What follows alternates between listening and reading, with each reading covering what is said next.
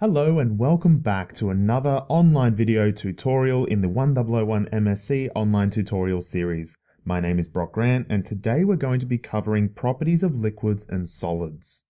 So in this tutorial we're going to be looking at a lot of different things here. We're going to be looking at the properties of liquids, their specific heat, so we're going to be touching a little bit into thermochemistry, solutions, a little bit on solubility, and a big emphasis will be on the concentrations of solutions and dilutions, which will go hand in hand with your labs.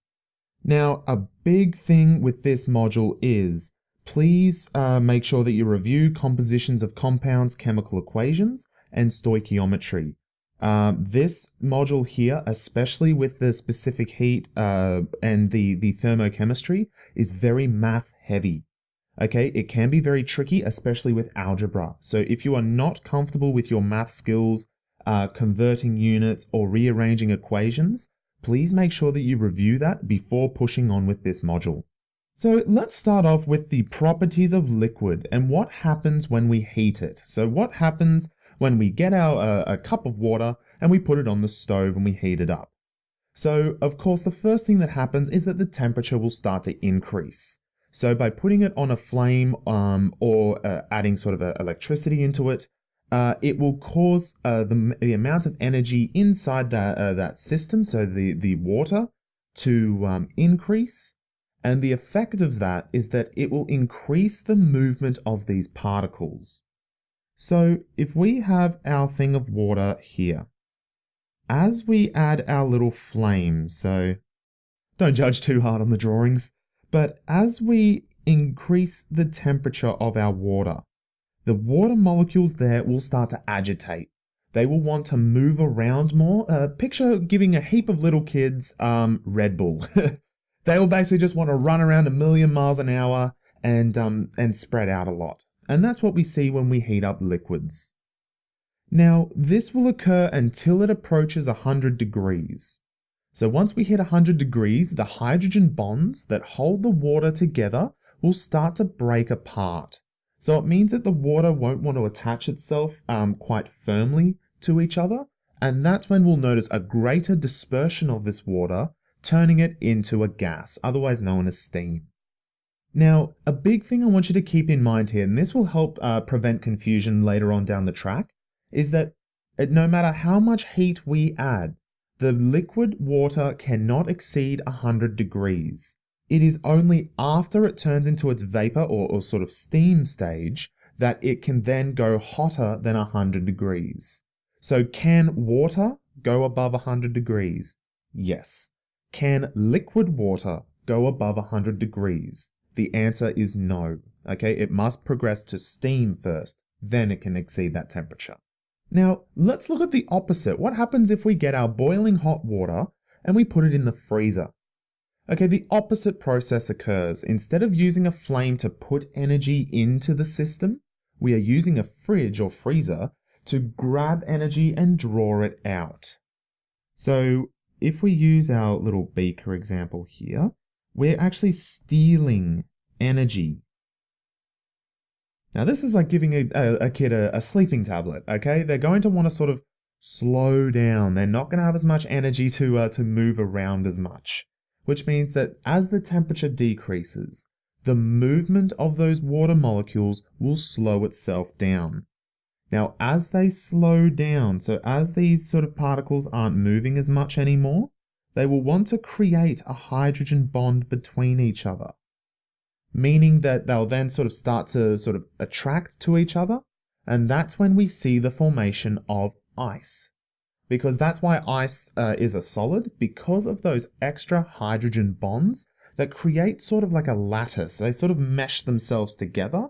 And that's how we see a formation of our solid. A little bit of terminology here is that when we have a liquid that moves from either solid to liquid or liquid to gas, this is called a phase change.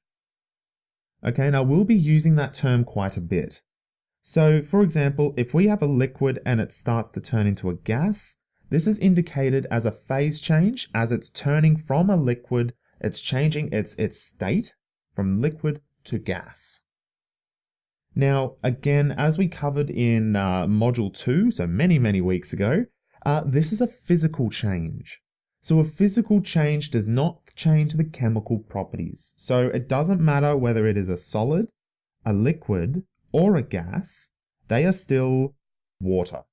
So keep that in mind. It is a physical change because it is also reversible, okay? We can turn it into ice, then liquid, then steam again, then back to liquid, etc., etc. So here we see the intermolecular forces that are holding these water molecules together. So I'm using water because it's probably the easiest one to explain and to get these theories across. So these hydrogen bondings here. So this would be delta negative, this is delta positive, and it's because of this attraction here that holds them together that shows that we have solid, liquid, or gas. So as we have more energy, the molecules will want to move themselves away, they'll want to fly away, which means that they will be able to sever or break this hydrogen bond here. However, if we slow them right down, they slow down, it means that they have more time for these negatives to be attracted to these positives here, and then re-establish this hydrogen bonding, and then create either a liquid or a solid. Now, we see this over here in our temperature, and we see it in our in sort of our phase changing. So you will notice that as we are heating a substance up, so let's look at here and here.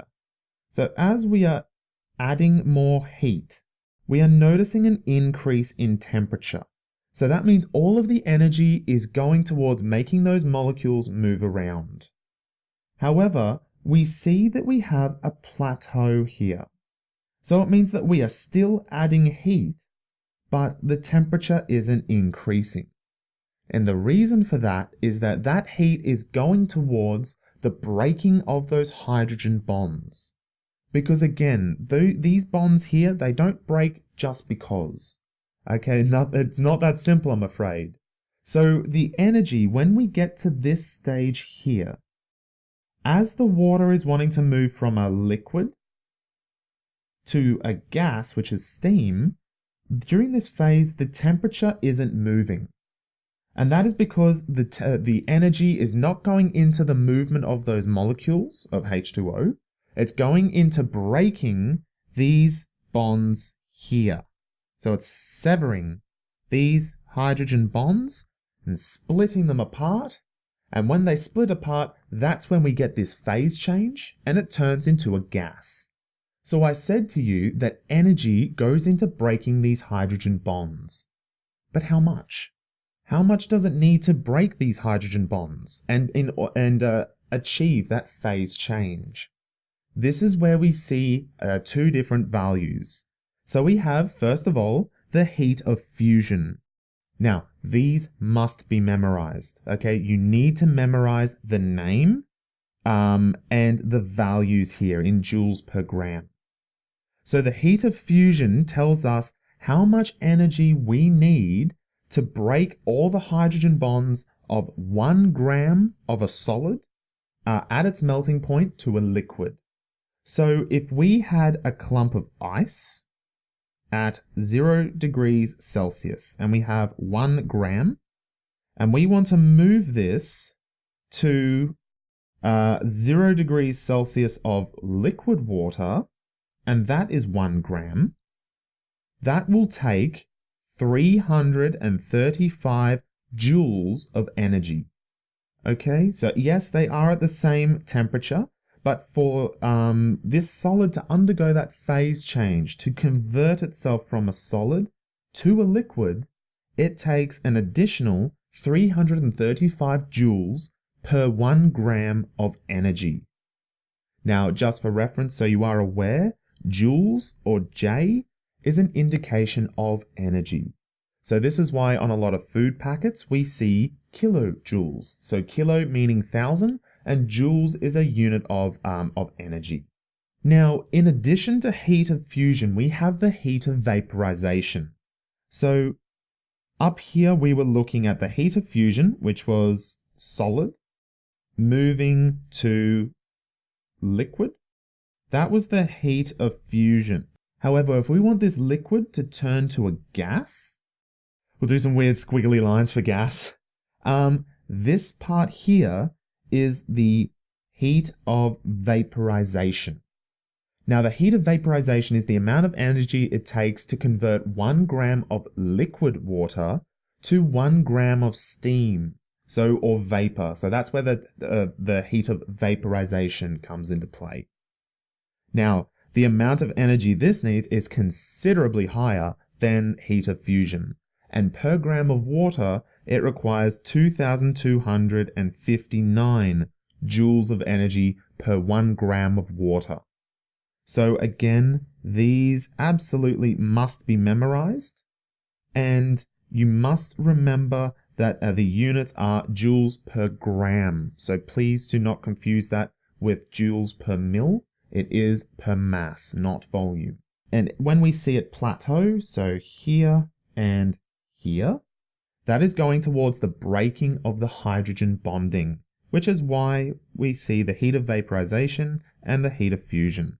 Now, it's all well and good to sit here and go, oh yes, we need this amount of energy to convert it to this phase, and the energy is doing this, it's doing that. But what do we do with it? The useful thing is that we can then calculate how much energy we need to put into a system to heat it up to a certain amount of degrees. So how do we do that? How do we calculate how much energy it needs to conduct a phase change? So this is where specific heat comes into play. So what specific heat tells us is that it tells us the amount of heat. Now this can be lost or gained, it doesn't really matter. It tells us the amount of heat that is required to change the temperature of 1 gram of a substance by 1 degree. This part here is very important. Okay, it is 1 gram, 1 degree. And the specific heat of water, which must be memorized, is 4.184 joules per gram Celsius. This is also useful to memorize because if you need to, in the exam, convert between joules and calories, this is what you use. So for every 1 calorie, it is the same as 4.184 joules. So the formula for specific heat is Q is equal to mc delta T. And I've got what those letters mean down here. So Q is the amount of heat. So how much heat is being moved? Is it being heated up? Is it being cooled down? M is the mass. So this is in grams, not kilograms. We're working in grams. C is the specific heat. So that's where you would put this value. So how much energy does it take to raise the temperature of 1 gram of a substance by 1 degree? And delta T, and I'm going to put big emphasis on this delta, it is the change in temperature. So for example, if we had 10 degrees Celsius and we heated it up to 30 degrees Celsius, this T value, the total temperature, would be 20 degrees Celsius because it's the difference. It heated up 20 degrees. So it's the change in. So, a quick summary. Remember that if you're going from solid to liquid, you need to use the heat of fusion. If you're going from liquid to liquid, that's fine. You just use Q is equal to mc delta T. And if you're going from liquid to gas, you need to use the heat of vaporization, and they need to be included in your calculations because you need to take that change in temperature, that change in energy into account. Now, again, these values must be memorized. You must know that the heat of fusion is 335 joules per gram. You must know that the specific heat of water is 4.184 joules per gram degrees Celsius. And you must know that the heat of vaporization is 2,259 joules per gram per degrees Celsius. Let's now pay attention to solutions. So, here are some definitions that you must have memorized. These will help you a lot in answering complex questions. So a solute is something that is dissolved or is the least abundant item. So if we're going to use, let's say, sugary water, sugar would be the solute. The solvent is the thing that dissolves something, and it's the one that's usually the most abundant. So it means that there's the most amount of it. So in this example, it would be water. Now a solution is the combination of both a solute and a solvent. So solute plus solvent equals solution. Now another term that I'm sure you guys are familiar with now is solubility. So what solubility describes is how much solute can we dissolve in a solvent to create a solution. For example, cotton won't dissolve in water. It'd make it a bit awkward otherwise because we couldn't use towels to dry ourselves. They would just dissolve onto us. But there are some things that cannot dissolve at all. However, we can influence some things to dissolve in a particular solvent by the use of temperature. So temperature, that's why a lot of the times if we want something to dissolve quicker, like salt or sugar in water, we heat it up. So we do this a lot in chemistry and in cooking as well. If we refer to a solution being saturated, so a saturated solution, this means that the solution is at an equilibrium with the dissolved and undissolved solutes. So a simpler way of thinking about that is that there is no way that we can dissolve more of our solute into our solvent. So for example, if you got a cup of water and you just kept adding sugar and salt and you give it a mix up and it dissolves until eventually it just sits at the bottom, like the raw sort of salt sits at the bottom of the cup and you cannot dissolve any more. That's because you've reached saturation. So it cannot hold any more of those solutes in the solution. So what factors actually relate to solubility? And that is like dissolves like. So this is a little rule of thumb that we use in chemistry. And what that means is that polar substances are much more likely to be soluble or dissolve in polar solvents. And the same can be said by non-polar. So polar, place it in something that's polar, it means there's a good chance that it will be soluble. It'll be able to dissolve. Whereas if you get something that's polar and non-polar and you try to mix them together, chances are they won't dissolve. Now, this is very much a rule of thumb. So don't take that super duper seriously, as going into all of that can be very complicated and there are a lot of exceptions. Now, many ionic compounds do dissolve in water, and this is because they form what is called ion to dipole forces. Now, you haven't sort of really touched on this too much, but essentially what this means is that the ions become surrounded by water. And that's what we can see here. So it means that if we have sodium chloride, the sodium here is donating an electron, so this is positive, and the chloride over here is stealing the electron, so it's negative.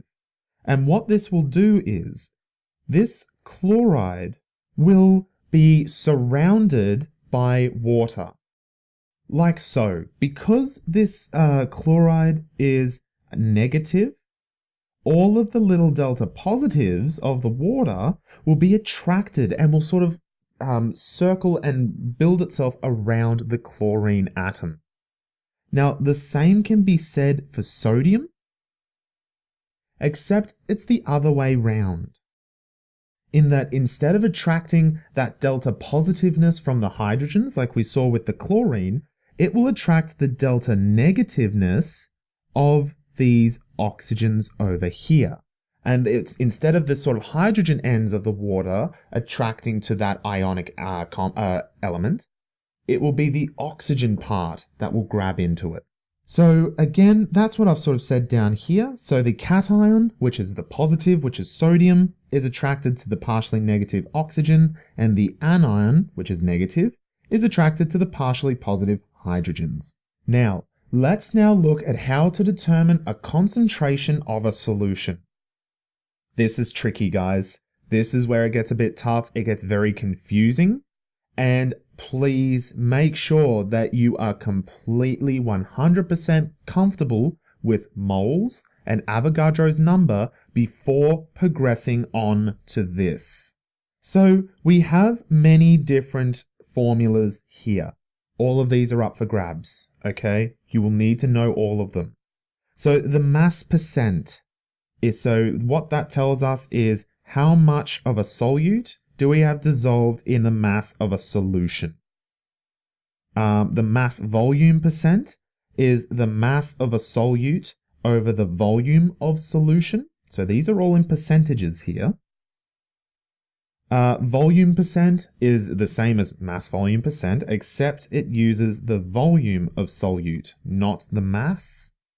And the two most important ones are molarity and molality.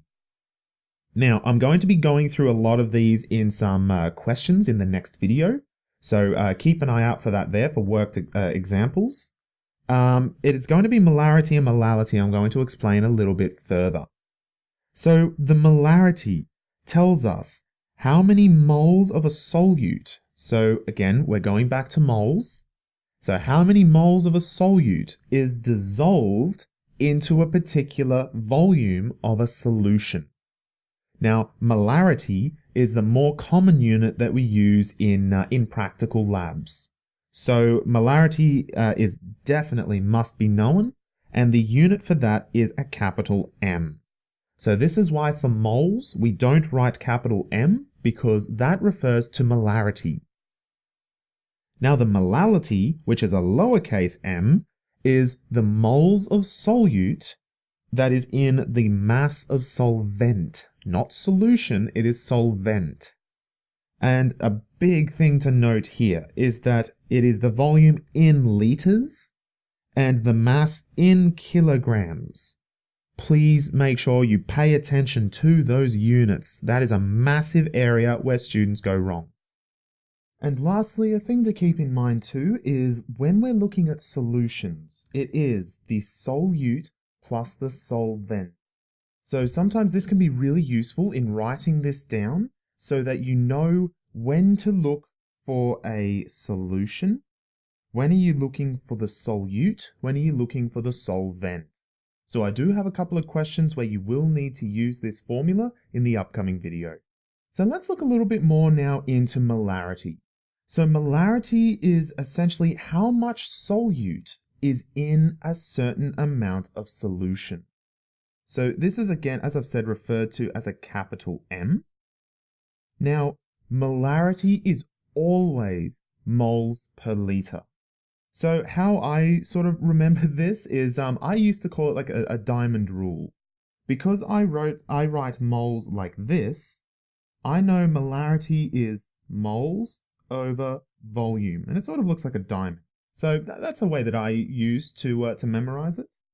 So if we look at an example here, like 1 molar of potassium chloride, what that means is that 1 mole of potassium chloride was added in 1 liter of solution. So 1 mole divided by 1 liter equals 1 molar. So capital M. So 1 M equals 1 molar. Not moles, molar. Now, when you work in stoichiometry, when you're looking at solutions, when you're trying to do these calculations, it's very important to look and see the pattern. So here we have some of the main big formulas that guaranteed you must know these, absolutely. But we can see how these all sort of link together. So we've got density. So how does the mass and the volume come into play? Well, we see that the mass, which I'll denote as a triangle, we can use a mass here. We also use a mass here. Volume, which I'll do as a square. Look here, we have volume over here. Let's look at moles, which I'll do as a star. So we have moles here. We have moles here. We have moles here. you can see how all of them are sort of interconnected. So that is why it's so important. Like students always ask, oh, how did you know to use this formula? How did you know to take the question this way? And the answer is because we could look at this, we know these formulas, and we know, oh, okay, I have density. So because I have density, and if I can then get the volume, I know I can use that to calculate the mass and then move on to the next step and the step after. So being able to recognize the units and what is involved with these formulas and how they relate to each other is essential to doing well in this course. So let's move on now and look at dilutions. So dilutions are very important in terms of a practical aspect of chemistry. So essentially, we're going to look at a few new definitions. So the first term we're going to look at is called stock solution. And what this is, it is essentially a solution in which the concentration is accurately known. Now, typically in a lab situation, we don't have the luxury in terms of cost of shipping and storage in the lab to be able to store these large volumes of diluted substances. So instead, what we do is we will purchase them in smaller but very concentrated quantities, and we can dilute it ourselves, which has the added advantages of being cheaper and more affordable, and we can tailor each concentration specific to a particular experiment. So how we do this is we use this dilution formula here. So this is very important to have memorized. It doesn't really matter what letter you choose. I know other people use like M1, so for molarity or moles, whatever. It's not relevant, just as long as you're consistent with your units. So what this formula tells us is that we have concentration of the first item and the volume of the first item equals concentration of the second item and volume of the second item. So if we know three of these variables, we can use those to calculate the fourth. So for example here, so how many milliliters of a 12 molar hydrochloric acid solution are needed to make 500 mils of 0.1 molar hydrochloric acid? So a lot of students get confused and they instantly start going, oh, okay, molarity is moles over volume and moles mass, molar mass. And they start to get themselves really sidetracked. The big thing that tells me that I don't need to use these formulas here and that I need to use this formula up here is the fact that they mentioned a concentration twice. So it's like how many milliliters of 12 molar hydrochloric acid are needed to make hydrochloric acid. So that tells me we need to dilute. So we have our 12 molar hydrochloric acid, that's our stock solution, and we're going to denote that as C1. We have our watered down version, so the 0.1 molar, that is C2. The 500 milliliters of hydrochloric acid, that is V2, so that's the overall volume that we want. But how much of the stock solution do we need? So this is where we simply take our C1 V1 is equal to C2 V2. Now, a good little tip here is to rearrange things like formulas like this while they're still in their algebra form, as it can be a lot easier to rearrange it like this than when you've got a lot of numbers. So what do we want? We want V1. That is the unknown that we want to find out. So again, we see C1 here. The operation here is a multiply. So if I move it over here, it's going to turn to a divide. So that's going to be V1 is equal to C2 V2 divided by C1. So that's how we get this formula and we rearrange it. And what this gives us is we can see that our V1 here is, so our C2, which is 0.1 molar, our V2, which is 500 mils, our total volume, over 12 molar, which is our C1, and that means 4.2 mil of 12 molar hydrochloric acid is required. Now this can sometimes confuse a lot of people because it's like, well, hang on. So you've calculated 4.2 mils is needed, but you said that the total volume is 500 mil. How does that work? So that means that we have 4.2 mil of our concentrated stock solution, and this must be added into 495.8 milliliters of water. So if we dilute that down, so we add 4.2 mil of the concentrated stock solution into 495.8 mil of water, this will give us a 0.10 molar solution. Okay, so that finishes up Module 9 Video 1. So thank you all very much for joining me today. I hope you all enjoyed it. If you could all please complete the surveys down below, that would be awesome. I'd really appreciate that. Again, it helps give me a lot of feedback with these videos and allows me to see how I can improve them for you. If you do have any questions or queries, please feel free to send me an email at b.grant@griffith.edu.au. Thank you all very much for joining me today. I hope you all enjoyed this video, and I'll see you all next time.